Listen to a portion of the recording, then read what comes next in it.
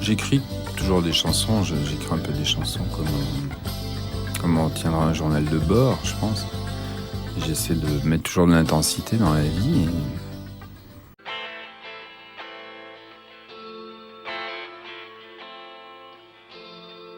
Mais à partir de quel moment vous sentiez que vous allez devenir chanteur, auteur, compositeur, Jean-Louis Murat?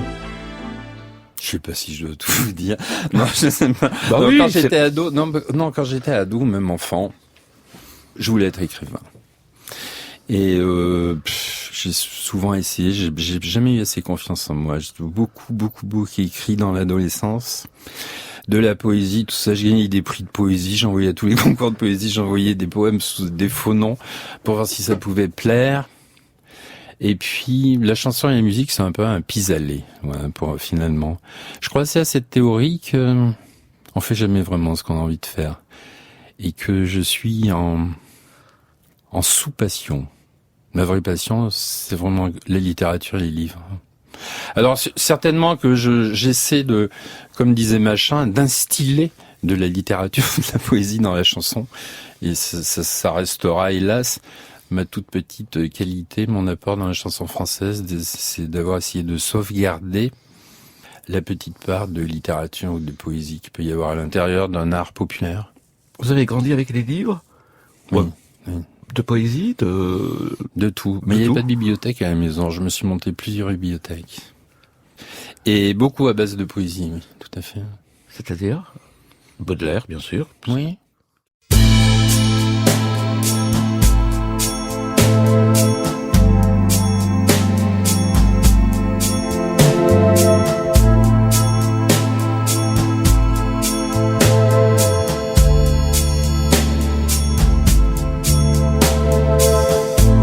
Plein de gaieté, connaissez-vous l'angoisse, la honte, les remords, les sanglots, les ennuis et les vagues terreurs de ces affreuses nuits qui compriment le cœur comme un papier qu'on froisse.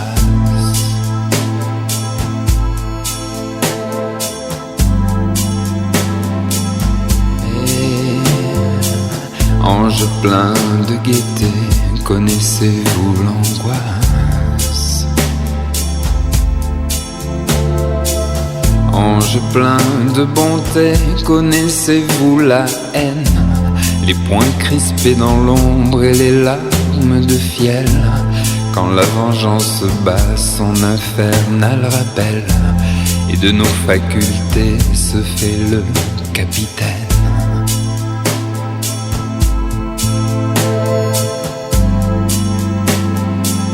Oh, ange plein de bonté, connaissez-vous la haine?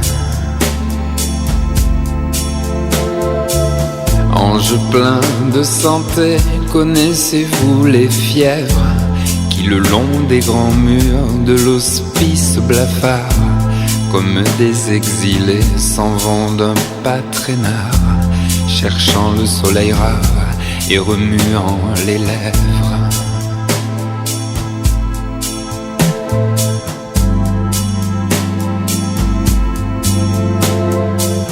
Ange plein de santé, connaissez-vous les fièvres?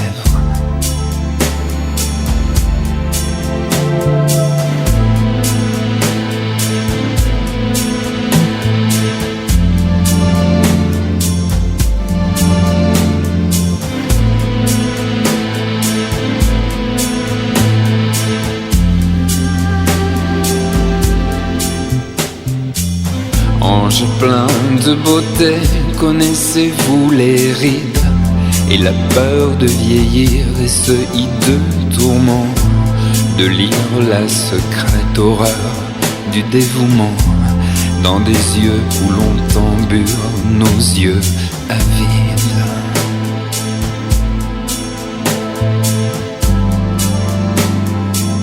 Et ange plein de beauté, connaissez-vous les rides?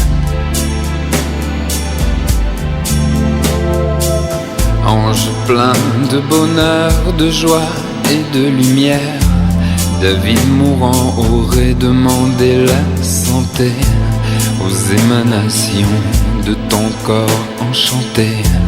Mais de toi je n'implore, ange, que des prières.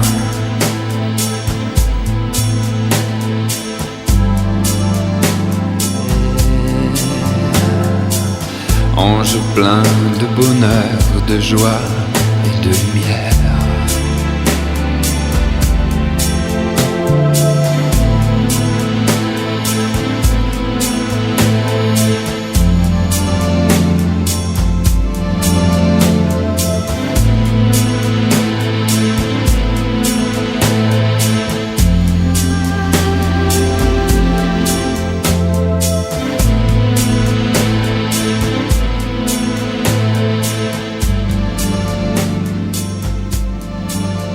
Tu connais tout ça par cœur maintenant, je suppose. Ah bah je veux, ouais. Hein encore une fois, c'est hors micro que ça va se passer ce soir, tant pis pour vous les auditeurs. Tu connais tout par cœur, hein. Bien sûr. On l'a refait comme ça instantanément. Bon, l'enregistrement de Réversibilité en 96 sur Dolores prouve que tu n'as pas attendu Léo Ferré pour t'intéresser c'est Baudelaire, à Baudelaire. Première lecture, ado, je suppose. Ah ouais. Bah oui, à l'école, La Gare des Michards, je pense. Alors nos deux amis pourvoyeurs de chefs-d'œuvre, La Gare des Michards, bien sûr. Ouais. Et qu'est-ce qui t'accroche d'emblée? C'est plutôt ce qu'il raconte ou la poésie, la maîtrise du langage? Déjà, c'est d'aimer la poésie. Et puis quand de façon un peu prétentieuse comme moi, quand tu te tapes l'écriture ou les mots, en tout cas, de façon quotidienne, il est bien évident que quand tu tombes sur un quatrain de Baudelaire, là t'es saisi à la fois d'admiration et de terreur. C'est-à-dire que d'un seul coup un miracle se passe, c'est-à-dire qu'une langue, cette petite chose qui peut être une langue, d'un seul coup, une langue se met à englober tout l'univers. Et voilà, donc c'est une langue poétique, mais plus généralement la langue française, amenée à son sommet d'expression, son sommet de musicalité et son sommet de rythme. Voilà, j'aime beaucoup dire ça toujours en interview, c'est-à-dire qu'après Baudelaire, même lui manifeste ça vers la fin de sa vie, c'est-à-dire genre je vais plus écrire de poésie, c'est-à-dire que c'est plus possible d'écrire de la poésie. On est arrivé à une sorte d'impasse, et c'est vrai, c'est parce qu'il a amené le genre à un point un peu ultime. C'est vrai qu'après Rimbaud laisse tomber, Verlaine rigole, Mallarmé fait joujou, machin. Après, c'est une lente décrépitude de la langue, me semble-t-il, après Baudelaire. Donc, à la fois, puis ça reste un mystère, parce qu'on peut toujours étudier sa vie, se dire voilà, c'est peut-être l'opium, c'est peut-être le vin blanc, c'est peut-être le hashish, c'est peut-être non, à la fois. Non, il y a ça bien sûr, mais il y a quelque chose de très très mystérieux qui fait que la langue arrive dans une explosion somptueuse dans un petit matin du 19e siècle, et voilà, et c'est Baudelaire qui a pu écrire ça. Donc on est plutôt du domaine de l'émerveillement et d'une éclosion quasi divine, quoi, avec la langue.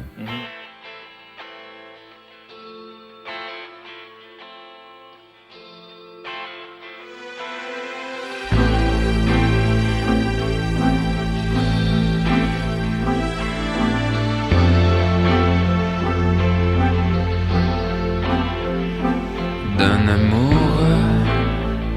souci exclusivement le tien,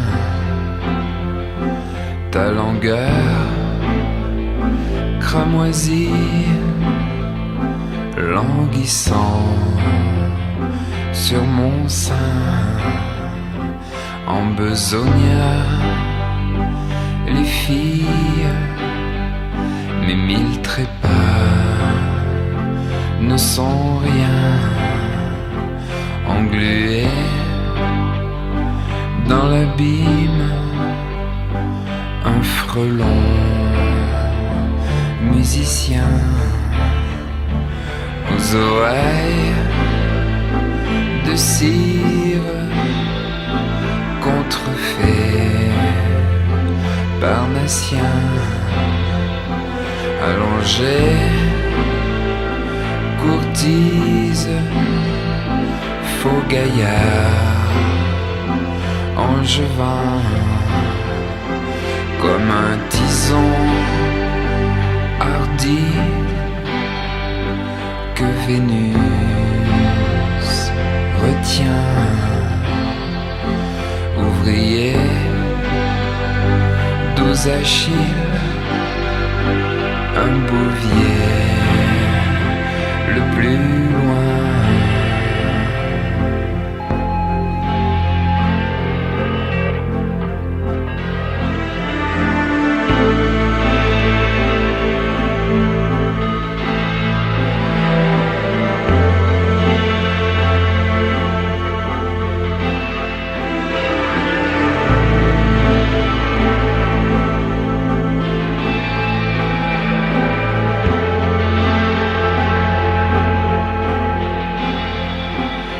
Aux sources du Nil,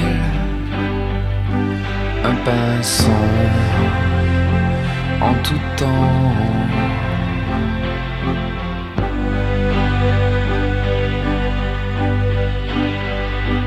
Que Vénus retient.